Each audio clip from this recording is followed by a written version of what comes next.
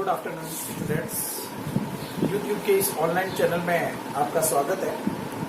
आप सबको पता है कि कक्षा 12 बोर्ड का जो व्यवसाय अध्ययन का पेपर है वो अभी तक होना बाकी है और आई थिंक निश्चित किया जा रहा है कि वो अगले ही जून माह के अंदर किया जाना संभव है। तो मैं इस ऑनलाइन क्लासेज में 12 बोर्ड के विद्यार्थियों के लिए जो व्यवसाय अध्ययन है उसका एक बार सिलेबस रिपीट करवा दूं, जिससे विद्यार्थियों का माइंड भी फ्रेश हो जाए और उनके माइंड के अंदर सारा रिकवर हो जाए कि इस किताब में था क्या, क्योंकि काफी समय से सबने किताबें छोड़ रखी थी। तो सभी से एक निवेदन है कि इस ऑनलाइन क्लासेस के चैनल को आप ज्यादा से ज्यादा लाइक करें, शेयर करें और सब्सक्राइब करना न भूलें।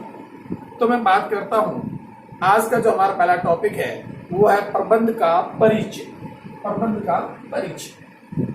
अब सबसे पहले एक बात और मैं बता दूं आपको कि प्रबंध का विकास कब से हुआ है। तो मैं यहां पर आपको ये कहूंगा कि प्रबंध का विकास मानव सभ्यता के विकास के साथ हुआ है। यानी जब से हमारी मानव सभ्यता आई तब से ही प्रबंध चला आ रहा है। जैसे हमने पढ़ा, हड़प्पा सभ्यता पढ़ी होगी, कालीबंगा सभ्यता पढ़ी होगी, मोहनजोदड़ो है, इन सभ्यताओं के समय से ही मानव का विकास हुआ, मानव सभ्यता का विकास हुआ और तब से ही हमारा प्रबंध चला आ रहा है। अब एक अच्छा विषय यहां बनता है, नॉर्मली सवाल है, सामान्य सवाल बनता है कि प्रबंध क्यों किया जाता है। प्रबंध क्यों किया जाता है तो मैं आपको बता दूं कि लक्ष्यों को, उद्देश्यों को प्राप्त करने के लिए क्या किया जाता है, प्रबंध किया जाता है। लक्ष्यों को प्राप्त करने के लिए प्रबंध किया जाता है। अब प्रबंध कैसे किया जाता है तो देखिए कि प्रबंध क्या करता है। प्रबंध निर्धारित लक्ष्यों की प्राप्ति हेतु, प्रबंध निर्धारित लक्ष्य, जो मैंने अभी कहा कि प्रबंध क्यों किया जाता है, लक्ष्यों को, उद्देश्यों को प्राप्त करने के लिए जो निर्धारित होते हैं। तो प्रबंध निर्धारित लक्ष्यों की प्राप्ति हेतु नियोजन, संगठन, नियुक्ति, नियोजन, प्लानिंग, संगठन, ऑर्गेनाइजेशन, नियुक्ति, स्टाफिंग, निर्देशन, डायरेक्शन एवं नियंत्रण यानी कि कंट्रोल की प्रक्रिया। प्रबंध क्या है? प्रबंध निर्धारित लक्ष्यों की प्राप्ति हेतु नियोजन, संगठन, नियुक्ति, निर्देशन एवं नियंत्रण की प्रक्रिया। यानी कि जब एक उद्देश्य को प्राप्त करने के लिए हम लोग चक्र चलाते हैं और जिसके अंतर्गत यानी उस प्रबंध को करने के लिए हम लोग नियोजन करते हैं, संगठन करते हैं, नियुक्ति करते हैं, निर्देशित करते हैं और नियंत्रण करते हैं, तब जाकर एक प्रबंध पूरा होता है और हम लोग हमारे निर्धारित लक्ष्यों को प्राप्त कर पाते हैं। ठीक है, ये तो था एक सामान्य सब प्रबंध के बारे में। अब हम लोग आगे बात करते हैं कि एक क्वेश्चन जो पिछले 2 साल पहले पूछा गया था कि प्रबंध एक अपूर्व शक्ति है, अपूर्व शक्ति है कैसे, या प्रबंध को एक अपूर्व शक्ति कहा गया है कैसे। तो मैं बता दूं कि प्रबंध क्या करता है। प्रबंध निर्धारित लक्ष्यों की प्राप्ति हेतु, देखो सबसे पहले एक बात में हमको इस पर हमेशा ध्यान रखना कि प्रबंध क्यों किया जाता है। प्रबंध निर्धारित उद्देश्यों की प्राप्ति के लिए, जो हमारे निश्चित लक्ष्य हैं, निश्चित उद्देश्य हैं, उनको प्राप्त करने के लिए किया जाता है, प्रबंध किया जाता है। तो प्रबंध निर्धारित लक्ष्यों की प्राप्ति हेतु व्यक्तियों यानी कि मानव, व्यक्तियों, पूंजी, सामग्री, मशीन, उपकरण, उत्पादन पद्धतियां एवं बाजार के अंदर जो अन्य संसाधन हैं उन सबको क्या करता है, एकत्रित करता है। कौन? प्रबंध करता है। अब क्या क्या करता है प्रबंध? प्रबंध क्या करता है? प्रबंध मानव या अपन कहे व्यक्ति, मशीन, उत्पादन पद्धति,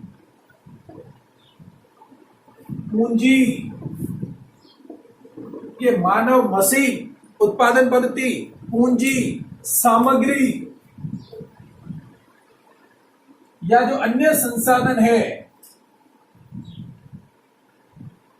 अन्य संसाधन जो प्रबंध के लिए सहायक है। तो मानव, मशीन, उत्पादन पद्धति, पूंजी, सामग्री, अन्य संसाधन का बाजार से क्या करता है, एकत्रित करता है और इनको एकत्रण करने के बाद इनमें सामंजस्य स्थापित करता है। क्या करता है, सामंजस्य स्थापित करता है और अपने निर्धारित लक्ष्यों को प्राप्त करता है। इसलिए कहा गया कि प्रबंध एक अपूर्व शक्ति है। कहा गया कि प्रबंध को बहुत शक्तिशाली माना गया है, प्रबंध को गत्यात्मक तत्व माना गया है। क्यों माना गया है, तो 3 सवाल है कि प्रबंध को अपूर्व शक्ति, शक्तिशाली तत्व और तीसरा मैंने भी बोला आपके अपूर्व शक्ति, शक्तिशाली और गत्यात्मक तत्व।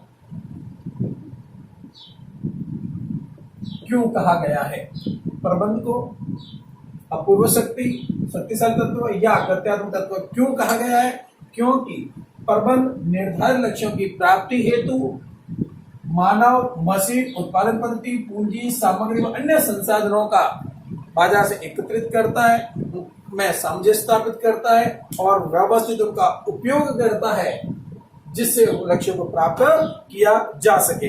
इसलिए कहा गया है कि प्रबंध एक अपूर्व शक्ति। चलिए, ये एक छोटा सवाल पूछा जा सकता है बोर्ड क्लास में।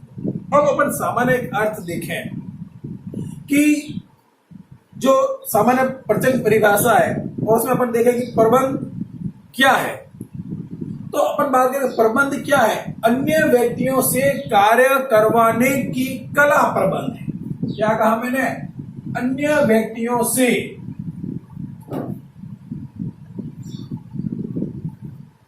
कार्य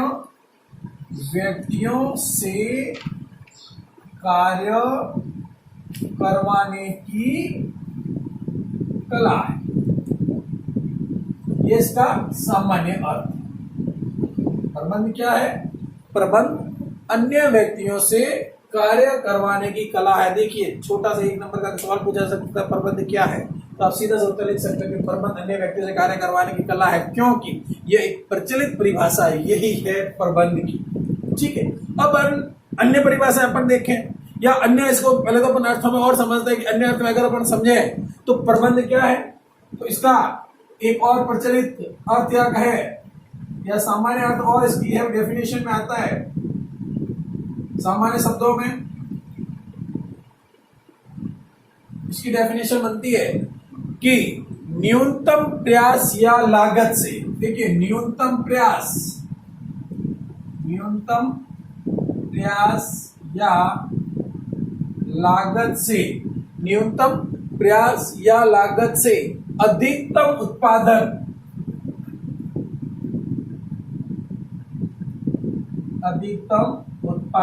या लाभ प्राप्त करना।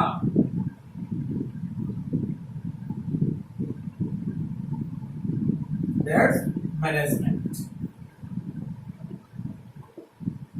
दूसरा पहले थी हमने पढ़ा कि अन्य व्यक्तियों से कार्य करवाने की कला को क्या कहा गया है, प्रबंध कहा गया है। दूसरा अपन देखें सामान्य शब्दों में न्यूनतम प्रयास या लागत से, देखिए जहां पर अच्छा मैनेजमेंट होगा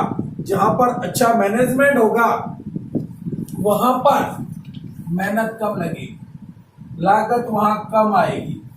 देखिए जहां पर मैनेजमेंट अच्छा होगा वहां पर मेहनत कम करनी पड़ेगी, लागत कम आएगी। जब न्यूनतम प्रयास और लागत से अधिकतम उत्पादन या लाभ प्राप्त हो रहा है तो समझ जाना चाहिए कि वहां पर क्या है, वहां पर अच्छा मैनेजमेंट है। तो ये सामान्य शब्द की डेफिनेशन बनती है कि न्यूनतम प्रयास या लागत से अधिकतम उत्पादन या लाभ प्राप्त करना, दैट्स मैनेजमेंट। ठीक है, अब ये सामान्य अर्थों में भी अगर पूछा जाए, नॉर्मली एक सवाल आ जाए कि प्रबंध का अर्थ लिखिए, तो आप ये डेफिनेशन लिख सकते हैं, इसके साथ ये भी डेफिनेशन लगा सकते हैं। तो ये तो सामान्य अर्थों में हो जाएगी। अब आपको अगर किसी विद्वान का नाम देकर कहा जाए कि जैसे मैरी पार्कर फॉलेट ने क्या कहा, हेनरी फ्योल ने क्या कहा, कुंटस और डोनाल्ड ने क्या कहा, इसकी परिबंध की क्या क्या परिभाषाएं दी, लॉरेंस एप्ले ने क्या परिभाषा दी, तो अलग अलग जब आपसे परिभाषा पूछी जाए, किसी विद्वान का नाम लेकर अगर पूछी जाती है तो आपको उसकी स्पेसिफिक जो डेफिनेशन है वही लिखनी होगी। अब सबसे पहले परिभाषाओं में मैं बात करता हूं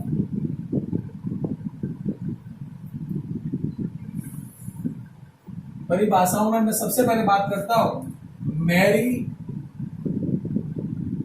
पार्कर फॉलेट।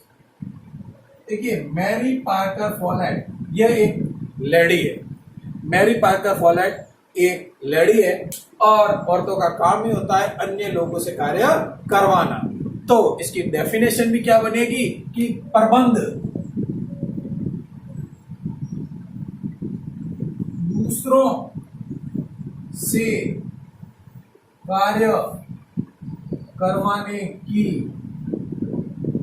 कला है। डेफिनेशन क्या बनेगी? प्रबंध दूसरों से कार्य करवाने की कला है।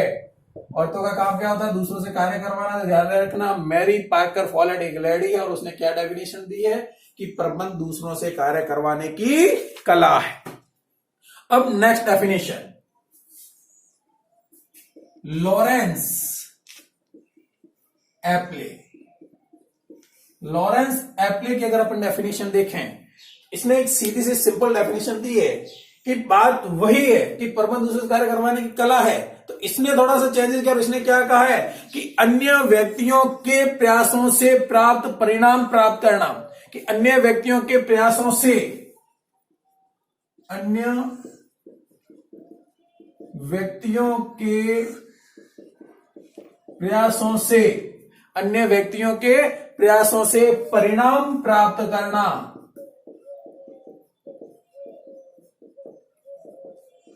प्रबंध है।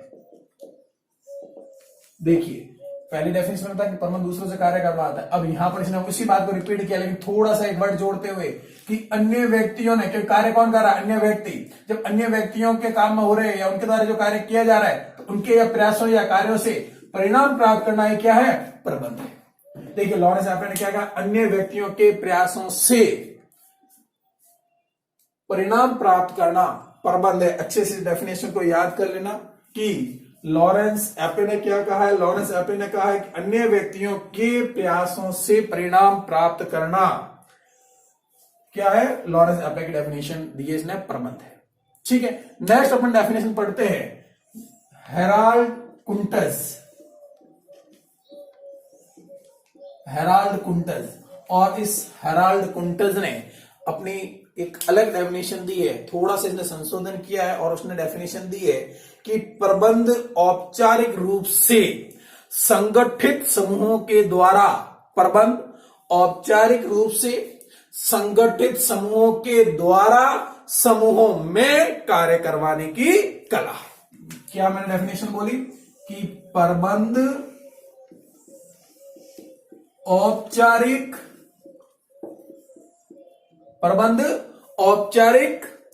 रूप से, प्रबंध औपचारिक रूप से संगठित समूहों के द्वारा समूह में कार्य करवाने की कला है। इसमें भी कला ही बोला है। देखिए क्या डेफिनेशन कही इसने। अब यहां पर हम बार बार एक ही चीज पढ़ रहे हैं कि प्रबंध दूसरों से कार्य करवा रहे हैं। यहां पर काम कौन कर रहा है? दूसरे व्यक्ति कर रहे हैं। दूसरे से कार्य करवाने की कला है। इसमें भी अपन ने पढ़ा कि अन्य व्यक्ति के प्रयास, यानी प्रयास कौन कर रहा है? दूसरे व्यक्ति कर रहे हैं। तीसरी डेफिनेशन के अंदर भी यही है कि प्रबंध औपचारिक यानी एक व्यवस्थित ढंग से, व्यवस्थित तरीके से। तो प्रबंध औपचारिक रूप से संगठित समूह में, यानी जो मिलकर कार्य करता है समूह, पूरा एक संगठन, संगठित समूह में, समूहों के द्वारा यानी कार्य करने वाले लोगों के साथ या लोगों द्वारा, तो संगठित समूह के द्वारा समूह में, इसमें भी क्या बढ़ाया है? कार्य करवाने की कला है। तो हेराल्ड कुंटज क्या कहता है कि प्रबंध औपचारिक रूप से संगठित समूहों द्वारा समूहों में। यहां पर आपको 3 वर्ड याद रखने हैं।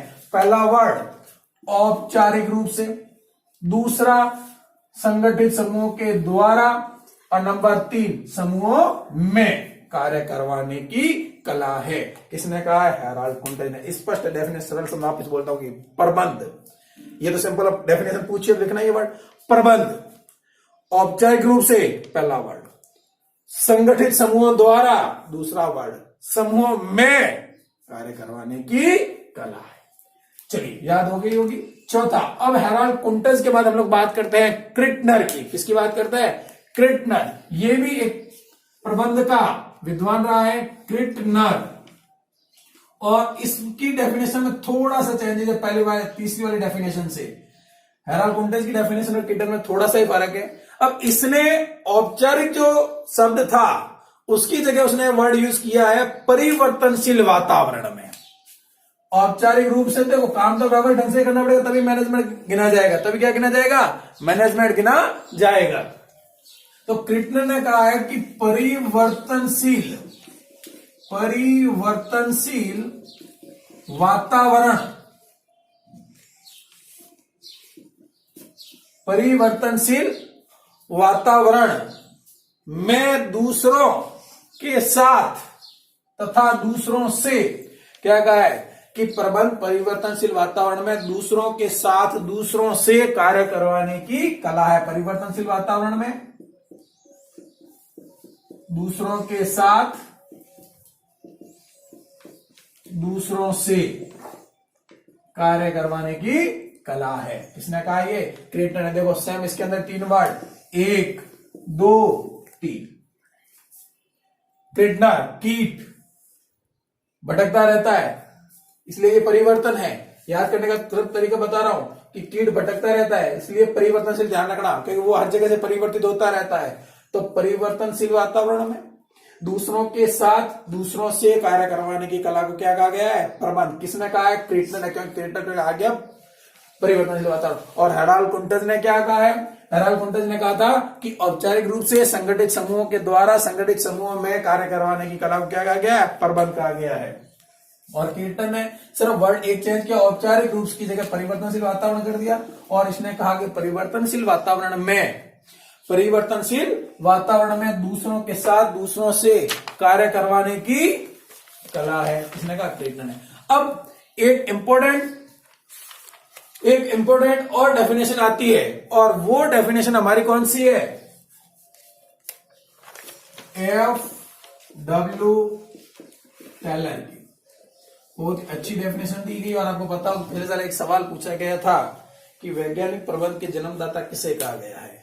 तो बता दें, वैज्ञानिक प्रबंध के जन्मदाता यही हमारे महाशय हैं, FW टेलर, वैज्ञानिक प्रबंध के जन्मदाता। और इस वैज्ञानिक प्रबंध के जन्मदाता ने बहुत ही बढ़िया डेफिनेशन दी और उन्होंने कहा है कि प्रबंध यह जानने की कला है, ध्यान से सुनना, कि प्रबंध यह जानने की कला है कि आप क्या करना चाहते हैं और तत्पश्चात यह सुनिश्चित करना कि वह कार्य सर्वोत्तम एवं मितव्ययतापूर्ण विधि से किया जाए। देखो सबसे इसके अंदर मात्र दो बातें हैं। पहली बात तो यह है कि प्रबंध ये जानने की कला है कि आप क्या करना चाहते हैं, आप क्या करना चाहते हैं, और फिर उस काम को किस अच्छे से अच्छे तरीके से किया जाए।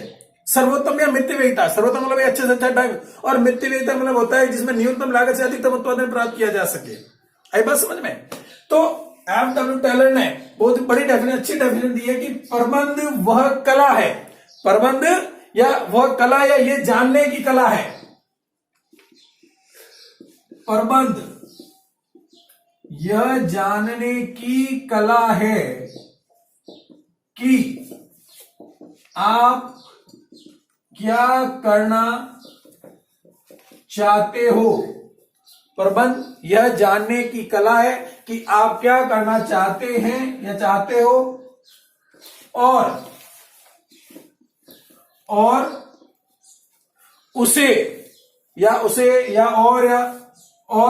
यह सुनिश्चित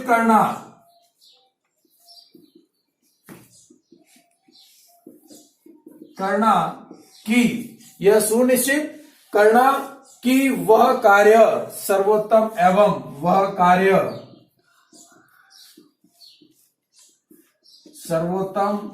एवं मितव्ययी ढंग से किया जाए।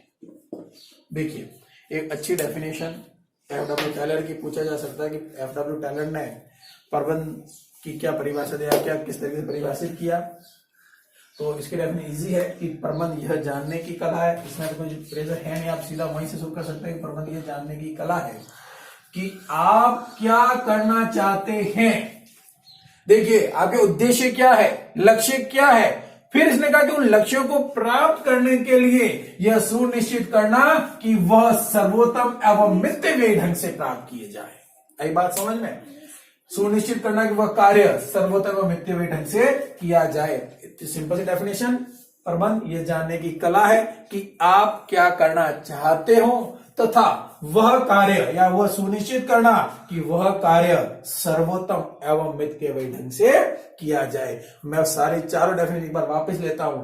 नंबर 1 मैरी पार्कर फॉलेट, और उसने क्या डेफिनेशन दी है कि प्रबंध दूसरों से कार्य करवाने की कला है या अन्य व्यक्तियों से कार्य कराने की कला है।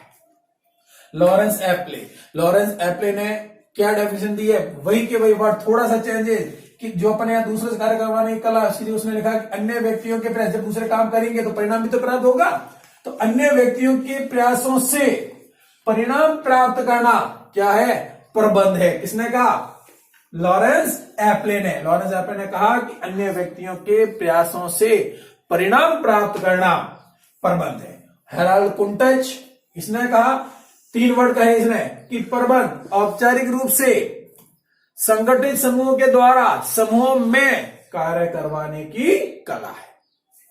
क्रिटनर, वर्ड थोड़ा सा चेंज, परिवर्तनशील वातावरण, कीट परिवर्तित होते हैं एक जगह से दूसरी जगह पर, तो क्रिटनर परिवर्तनशील वातावरण में दूसरों के साथ, दूसरों से कार्य करवाने की कला है। एम.डब्ल्यू. टेलर, वैज्ञानिक प्रबंध के जन्मदाता, और इन्होंने यह कहा कि प्रबंध यह जानने की कला है कि आप क्या करना चाहते हो और तत्पश्चात यह सुनिश्चित करना कि वह कार्य सर्वोत्तम एवं मितव्ययी ढंग से किया जाए। तो ये तो थी हमारी प्रबंध की परिभाषा है। अब मैं आपको एक बात और बता दूं कि चलिए कि आपको पूछ लिया कि प्रबंध की परिभाषा में किसी के विद्वान का नाम दे दिया और हमारे को विद्वान का नाम के अकॉर्डिंग परिभाषा में डाउट है कौन सी ये है कि ये है, तो बता दूं मैं आपको, अगर अब इन सब की एक निष्कर्ष के रूप में डेफिनेशन बनती है, निष्कर्ष के रूप में एक अच्छी डेफिनेशन है। अगर आपको ये याद नहीं रहती अगर किसी विद्वान, तो एक डेफिनेशन ये जरूर याद करके जाए निष्कर्ष के रूप में, और वह डेफिनेशन क्या है कि प्रबंध एक कला एवं विज्ञान है। क्या है? प्रबंध एक कला एवं विज्ञान है। प्रबंध एक कला एवं विज्ञान है जो अन्य व्यक्तियों से कार्य करवाने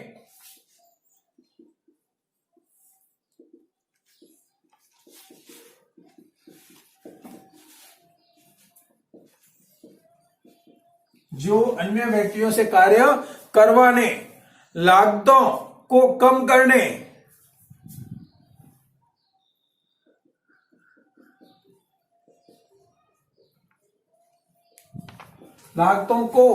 कम करने, मानवीय प्रयासों की सहायता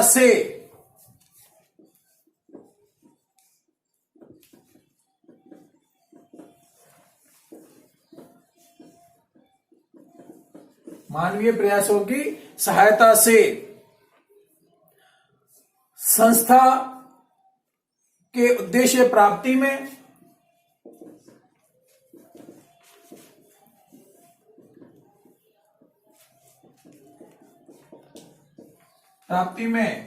नियोजन से लेकर नियंत्रण तक, उद्देश्य प्राप्ति में नियोजन से नियंत्रण तक प्रक्रिया है।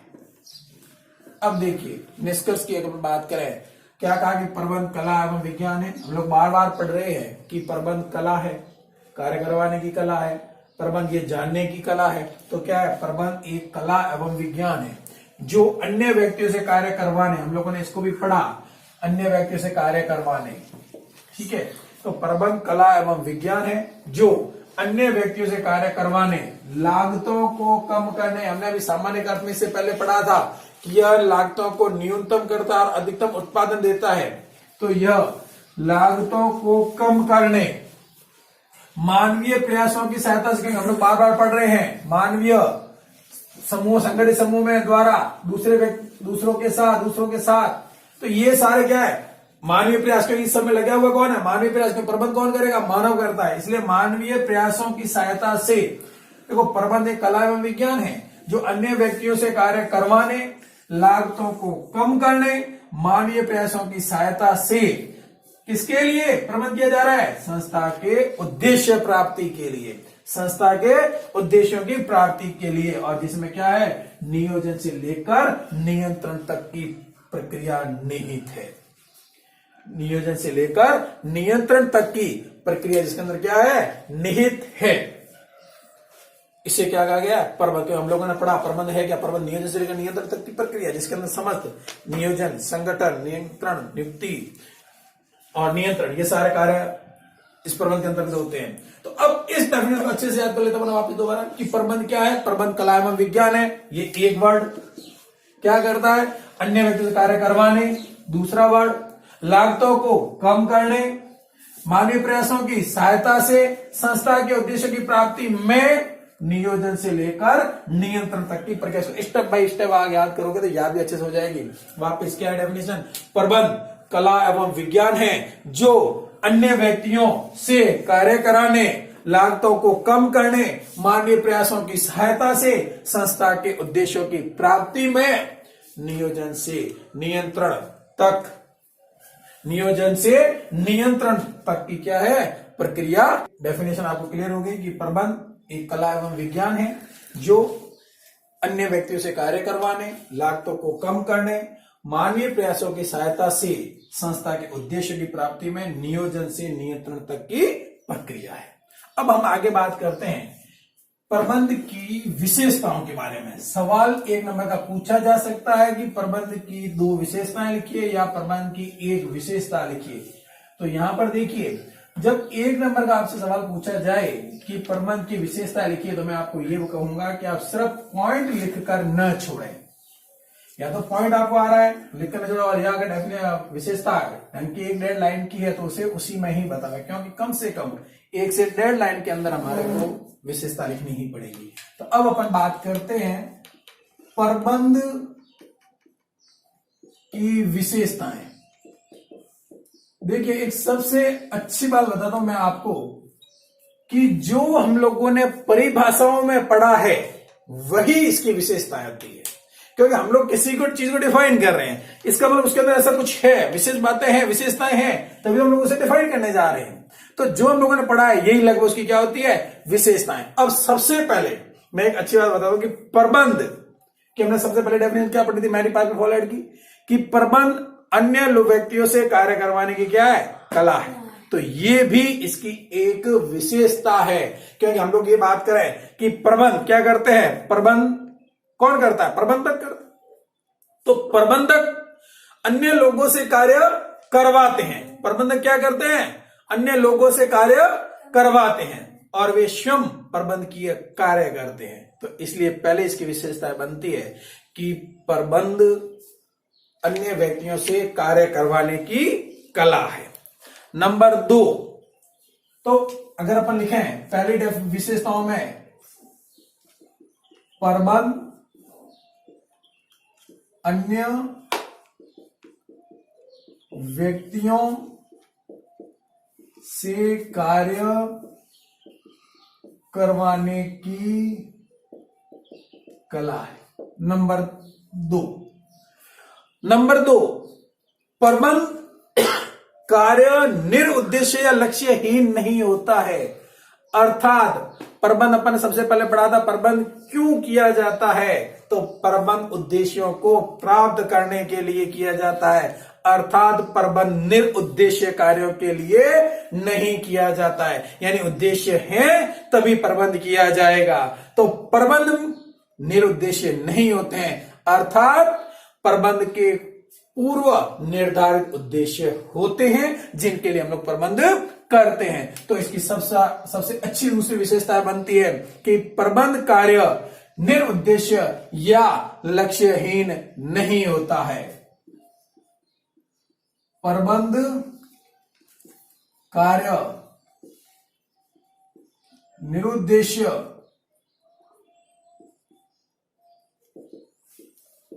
या लक्ष्यहीन नहीं होता है। अर्थात प्रबंध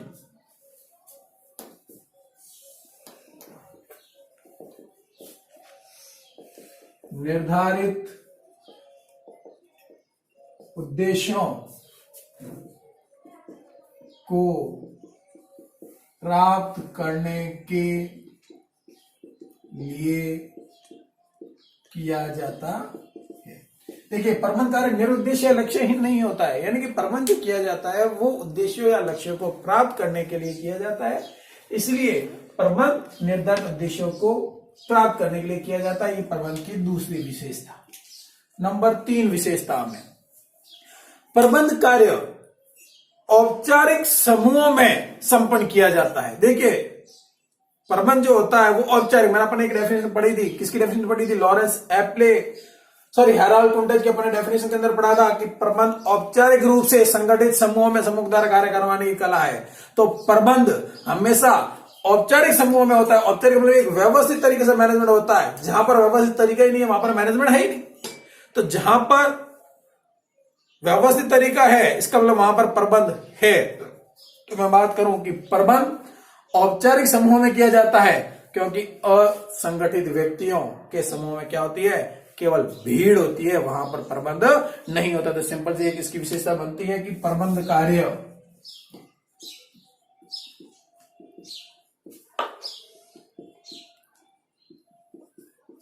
औपचारिक समूहों में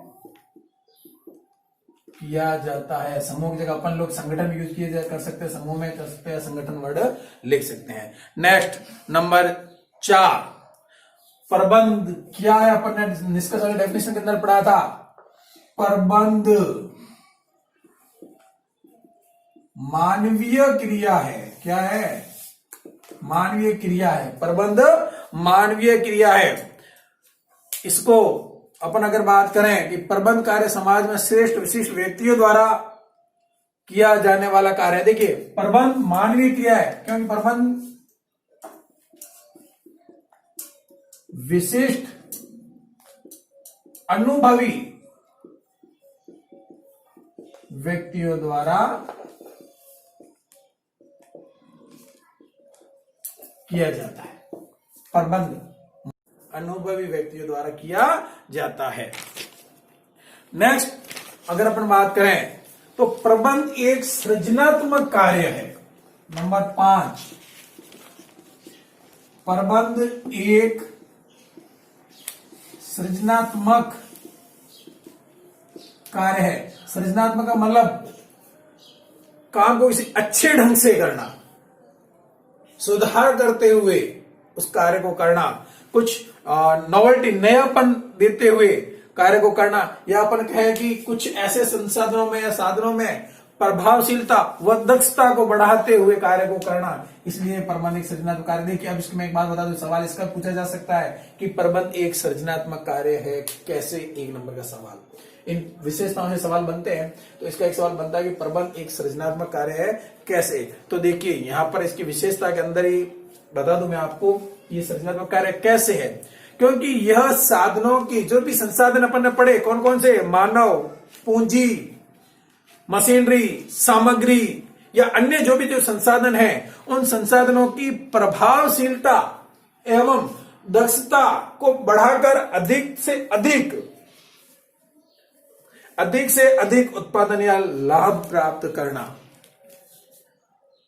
प्रबंध। इसलिए प्रबंध को क्या कहा गया है, सृजनात्मक कार्य कहा गया है। ठीक है, अब अगले लाइन आती है कि प्रबंध दूसरों से कार्य करने वाला हो गया हमारा।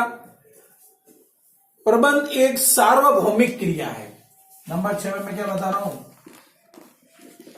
प्रबंध एक सार्वभौमिक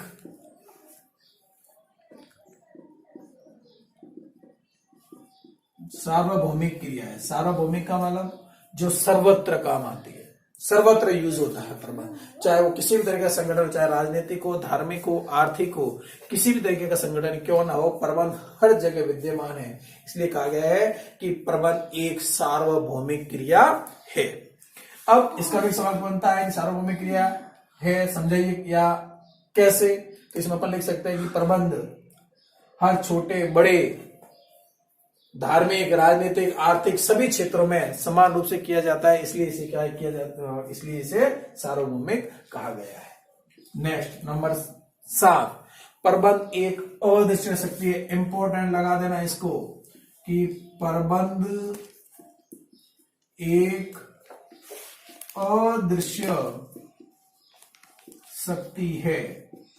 अदृश्य शक्ति, देखिए प्रबंध दिखता नहीं है, अदृश्य है। प्रबंध को अनुभव से पता लगाया जाता है कि यहां पर अच्छा प्रबंध है, तो इसलिए कहा गया कि प्रबंध क्या है, अदृश्य शक्ति है। अर्थात इसे देखा या छुआ नहीं जा सकता, किंतु इसके प्रयासों के जो परिणाम हैं उन परिणामों के आधार पर इसकी उपस्थिति का स्वतः अनुमान लगाया जा सकता है। तो ये अच्छा सवाल बनता है कि प्रबंध एक अदृश्य शक्ति है कैसे। तो इसका उत्तर अपन लिख सकते हैं कि इसे देखा एवं छुआ नहीं जा सकता, किंतु इसके प्रयासों के परिणामों के आधार पर इसकी उपस्थिति को स्वतः ही अनुभव किया जा सकता है या अनुमान लगाया जा सकता है कि यहां पर प्रबंध है अथवा नहीं है। तो ये थी प्रबंध की विशेषताएं। हालांकि इसका जो सवाल बनता है 2 नंबर का पूछा जा सकता है कि प्रबंध की विशेषता, अगर 4 नंबर का ये सवाल पूछा जाए कि प्रबंध की विशेषताओं को समझाइए, तो देखिए आप इन विशेषताओं को आराम से लिख सकते हैं क्योंकि इसके अंदर डिफाइन भी कर सकते हैं। ठीक है, औपचारिक समूह है, मानवीय क्रिया है, इनको आप डिफाइन भी वापस कर सकते हैं। तो ये लगभग 4 नंबर के लिए आपके पास 1 पेज का मटेरियल आप इसे बना सकते हैं। और 2 नंबर के लिए पूछा जाए तो आप 2-3 डेफिनेशन लिख देना और इसके साथ इसको डिफाइन कर सकते हैं। ठीक है, तो आज हम लोग इतना ही लेंगे प्रबंध की विशेषताओं तक। तो एक बार और मैं आपसे निवेदन ये करूंगा कि इस चैनल को ज्यादा से ज्यादा आप लाइक करें, शेयर करें और सब्सक्राइब करें तथा बेल आइकन दबाना ना भूलें, जिससे ज्यादा से ज्यादा विद्यार्थियों को इस अपने व्यवसाय अध्ययन की क्लास का लाभ प्राप्त हो सके। ओके।